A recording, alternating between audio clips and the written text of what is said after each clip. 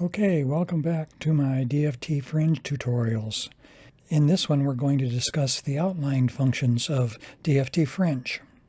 Let's start by loading an interferogram that already has a set of outlines on it.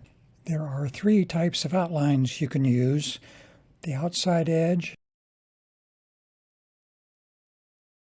an ignore region, and a central hole outline.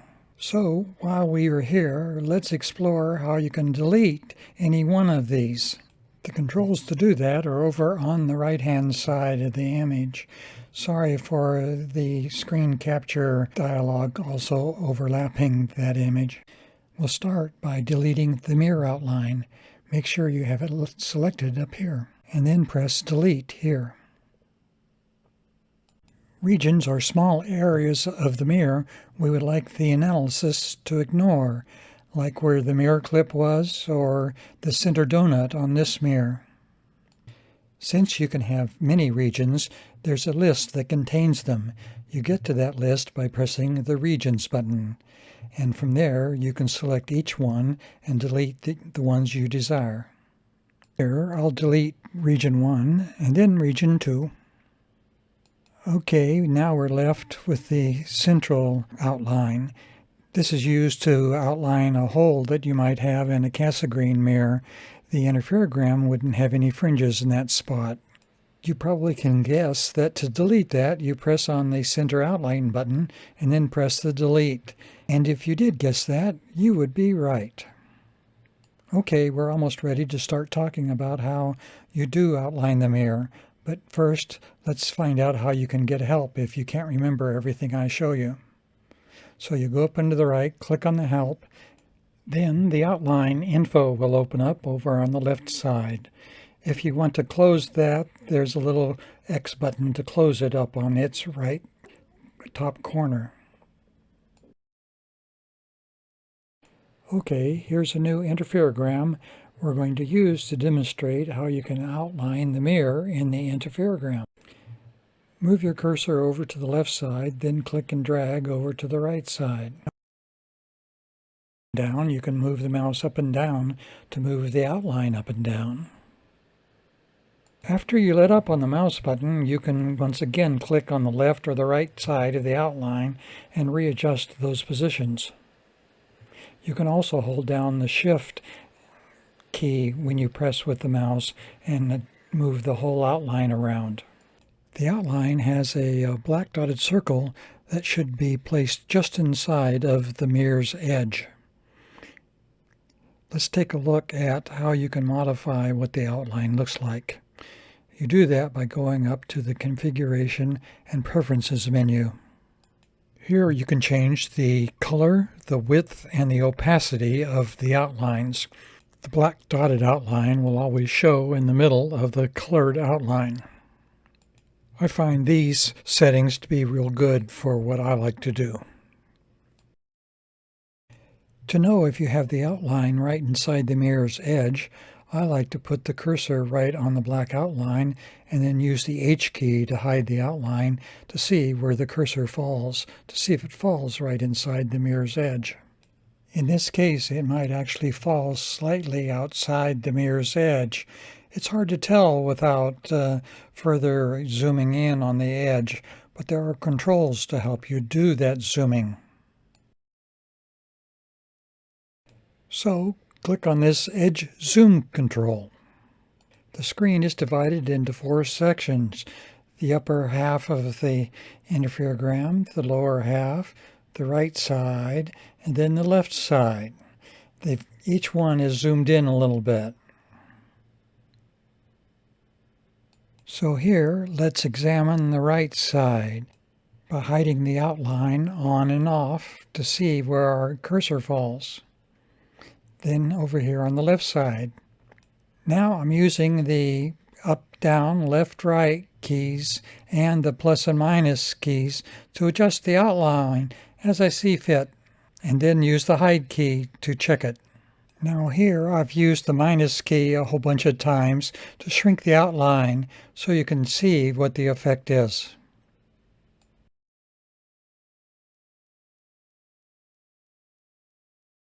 And finally, I use the plus key to restore the outline back to where I think it should be.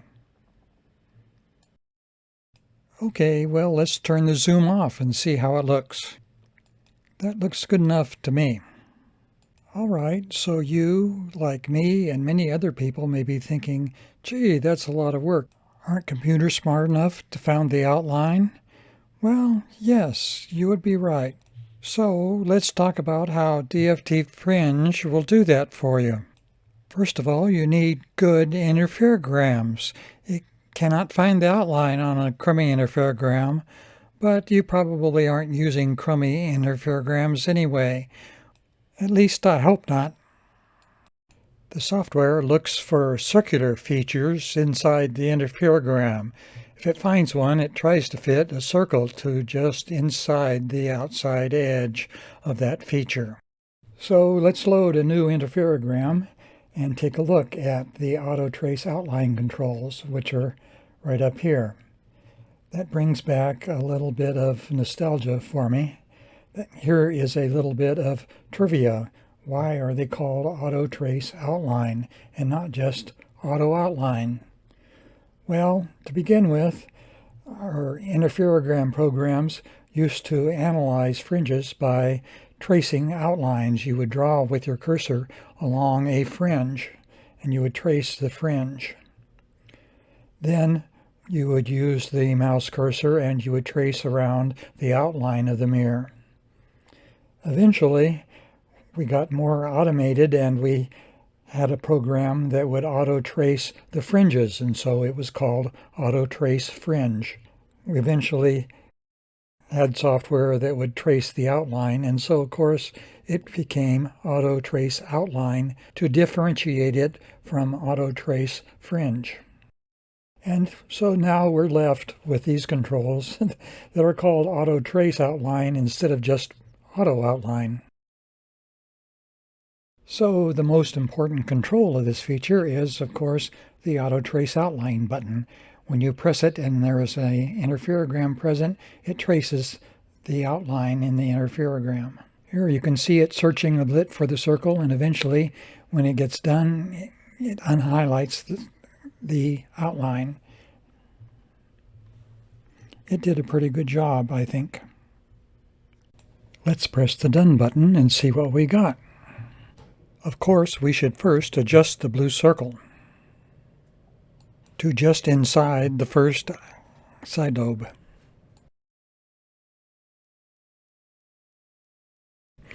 And then the Compute button. This can be kind of a diagnostic, because if you outlined the mirror a little bit too big, then you'll have fringes all around the edges. Here we don't see any of those fringes, so the outline is probably pretty good. For demonstration purposes, I made the outline too big. Here's those fringes around the edge of the mirror I was talking about. Okay, let's try a different interferogram. Can you guess what's going to happen when we try to outline this one? Okay, well that might be expected because the background is also a large giant circle, and DFTFringe is looking for large circles in the image. But of course, this isn't the right one. We can limit where DFTFringe looks for outlines and give it a hint of where the outline might be. So turn on Scan Around Existing Outline and then draw a new outline close to where the final outline should be. Well, it didn't quite get there the first time. Now press Auto Trace Outline again, and now we got it. So let's take what we've learned so far and expand the outline to check it to see how good it is.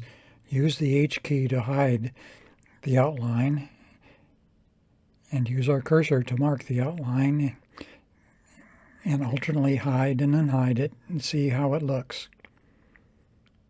This one, I think, looks pretty good. Let's check the left and the right side as well.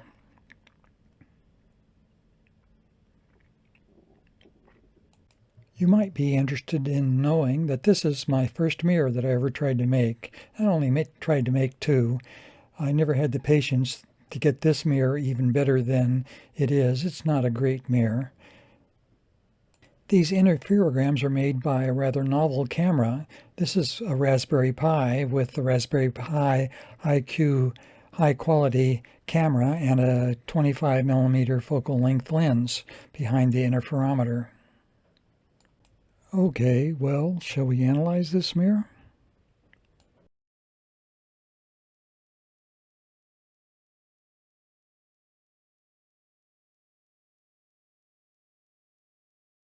And there it is with some fringe print through.